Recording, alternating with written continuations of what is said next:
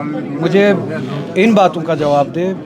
Personal लड़ाई बाद में लड़ेंगे, यहाँ पे फुर्सत नहीं है पर्सनल लड़ाई लड़ने की। ये कश्मीर जो है इस वक्त एग्जिस्टेंशियल क्राइसिस से लड़ रहा है। हमारे इतने बड़े मामलात हैं जो किसी के पर्सनल ईगो से बहुत बड़े हैं। हमारे हज़ारों नौजवान जेलों में बंद हैं, उनका एड्रेस उन्हें पता है, उनके बारे में क्या किया अभी तक उस बारे में कुछ पता है? रूहुल्लाह कोई ज़ात नहीं है, मेरी कोई अहमियत नहीं है। उन हज़ारों नौजवानों का एड्रेस उन्हें पता है जो जेल में अभी भी है विदाउट ट्रायल्स। 370 की लड़ाई हमारे वजूद की लड़ाई नेशनल कॉन्फ्रेंस का प्रॉमिस है। पिछले इलेक्शन में मेरी ज़ात की कोई हैसियत नहीं है।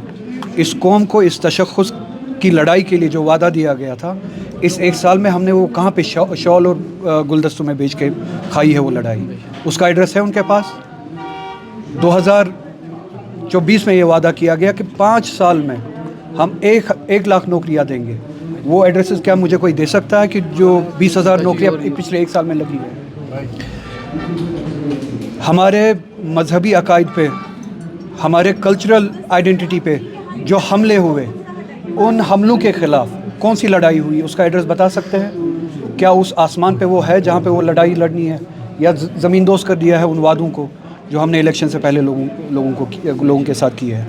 इन सवालों का जवाब हमें दें, और यही सवाल रहेंगे। मेरी ज़ात कोई नहीं है। अगर किसी को अपना ईगो इशू बनाना है वो मैं उस लेवल पे भी लड़ूंगा, मगर मेरी ज़ात की कोई इम्पोर्टेंस ही नहीं है। रूहुल्लाह की ज़ात की कोई इम्पोर्टेंस नहीं है, किसी और की ज़ात की कोई इम्पोर्टेंस ही नहीं है। इम्पोर्टेंस है उस उम्मीद की, उस एजेंडा की, उस रिस्पॉन्सिबिलिटी, उस मैंडेट की जो लोगों ने हमारे हाथ में दिया है। उन वादों का एड्रेस क्या है? क्या उनको पहचानते हैं? वो लड़ाई कहाँ पे है उसके बारे में बताएं। वो हज़ारों नौजवान जो जेल में अभी भी बंद हैं, उनके लिए 1 साल में किया क्या हमने?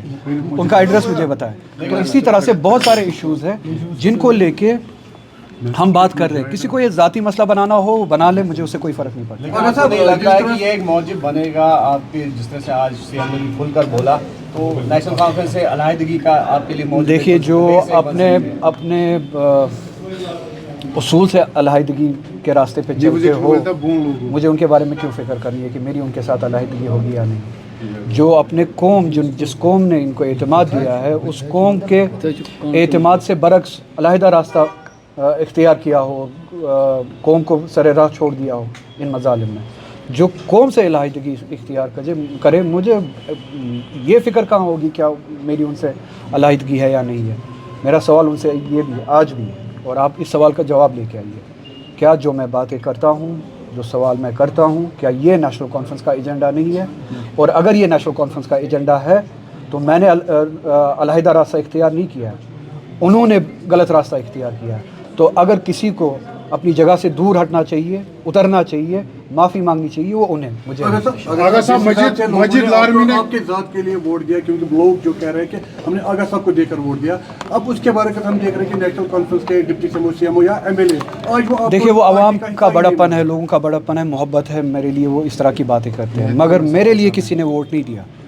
लोगों ने अपने वजूद के लिए वोट दिया, अपनी लड़ाई के लिए वोट दिया, अपने मुस्तकबिल के लिए वोट दिया। मैं कोई ज़ात नहीं हूँ, कोई तुरम खान नहीं है कि किसी के लिए वोट दिया हो, और मैं भी कोई बड़ी ज़ात नहीं हूँ। लोगों ने अपने वजूद के लिए, अपनी लड़ाई के लिए, अपने हुकूक के लिए, अपने तशख़्ख़ुस के लिए, कॉन्स्टिट्यूशनल आइडेंटिटी के लिए, प्रोटेक्शंस के लिए जो हमसे छीने गए, उनकी वापसी के लिए वोट दिया।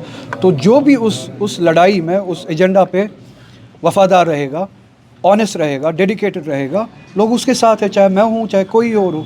जो उस चीज़ के साथ, लोगों के एतमाद के साथ बेवफाई करेगा, वो कोई भी हो, वो ख़ुद को तुरम खान ना समझे। लोग उनको अपनी जगह दिखाते हैं फिर, और दिखाया भी है इससे पहले।